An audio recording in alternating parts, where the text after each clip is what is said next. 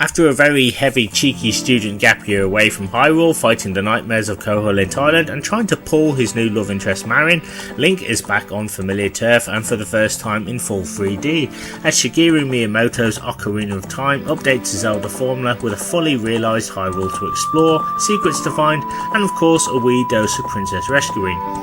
Its predecessor, Link's Awakening, is hands down one of the best Zelda games ever made. It was in 8-bit and it didn't even have Zelda in it. So, with our hero now back on home turf, what more can old Shigsy do to tweak the formula but also keep everything familiar? Well, for starters, the game starts off in Kokiri Forest, where you take control of Link as a child and guide him to his ultimate destiny to become the legendary hero of time. This is no mean feat, as despite the legendary Deku Tree proclaiming Link to be the one, giving him a fairy and basically promising him a career in EastEnders, no one really takes child Link seriously. This all changes once Link completes the first few dungeons, however, and gains not only new items and health upgrades, but further access through Hyrule and Kudos.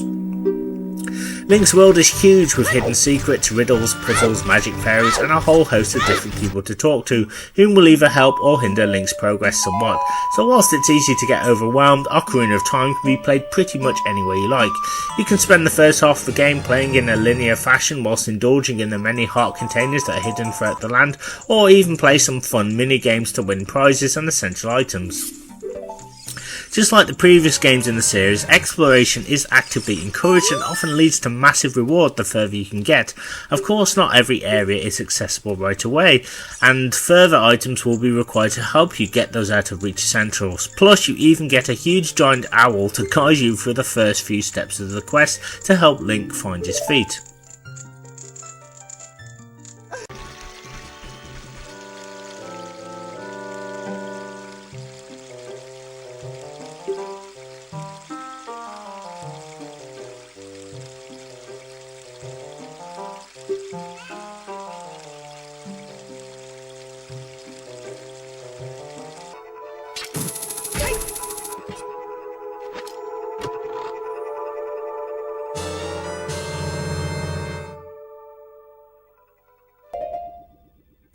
The diversity of each of the game's dungeons is incredible. No two are alike, and while some use the same locations and set pieces, they still offer plenty of challenge, head-scratching puzzles, and of course big bombastic bosses to fight.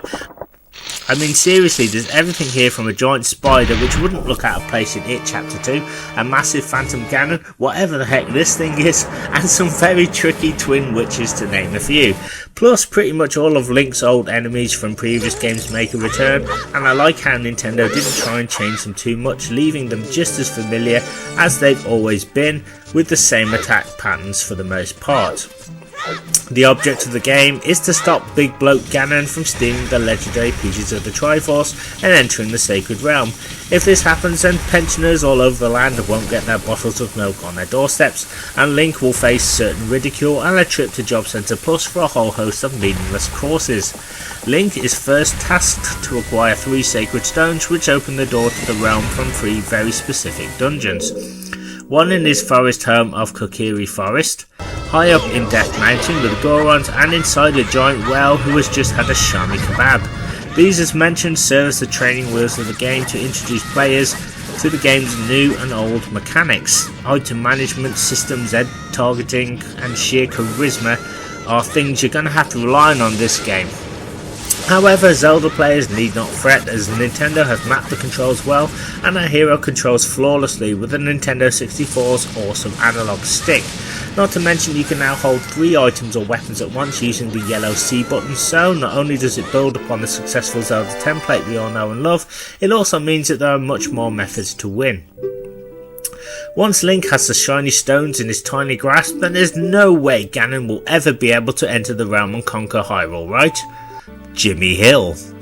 Well, Link does indeed enter the Sacred Realm using an ocarina thrown to him by Zelda racing away from Ganondorf, just like in his dream, and so is basically put to sleep for 7 years. After emerging from this new slumber with a hot mug of Horlicks and a vague recollection of the last 7 years, he finds out that Hyrule has missed out on the local council's town regeneration plan, and that the world has now grown dark, with many characters he met in the past now older, some whom don't even recognise him. This new world, although retaining many of the same areas from his childhood, is now bigger and badder than a Boris Johnson re-election special, featuring mammoth-sized dungeons, ocarina tunes to learn, and new and old characters to meet to progress the story forward. With the petrol crisis still a problem, Link doesn't need to worry about the new Skoda Octavia or Ford Focus, as this time he is old enough to drink legally, pull a bird and ride a horse. Truly, this is one of the game's biggest highlights and certainly makes trekking through the Hyrule a lot quicker, and your horse will even wait for you when you enter a town too. Aww. Oh, did I mention that Link can go back and forward in time too? This is not just a clever gimmick, but a necessary component of the whole game, where players must play as both child and adult Link to solve various puzzles, create situations in the past so that progression can be made in the future, and the always unfolding story had me hooked to the end. Nintendo went all out with the story and visuals, and it's hard not to get invested and root for Link on his journey. Plus, the differences between both child and adult Link was a clever move by Miyamoto, as child Link can't use adult Link's weapons and vice versa. Therefore, the player must try and work it out by thinking logically. Graphically, Ocarina of Time is impressive, and although superseded spectacularly by 20 years worth of modernism, the game still looked good and was built to last. Having spent 3 months in the world with Ocarina of Time, its reputation is well deserved. The orchestral music and sound effects is second to none, plus with the sheer amount of content in the game, it's safe to say that once you pop this sucker into your N64, your life will be put on hold, your girlfriend will dump you, you'll give up on your job, and you'll spend each moment basking in the warmth of Hyrule's warm sun and gothic moon for many weeks and months to come. God, now I sound like a holiday brochure. Whilst the dungeons are incredible and built with an inherent attention to detail, I do take issues with the water temple being very lengthy and confusing. Also, you face a sub-boss, a doppelganger of yourself here, which I think is a nod to the second game on the Nintendo Entertainment System.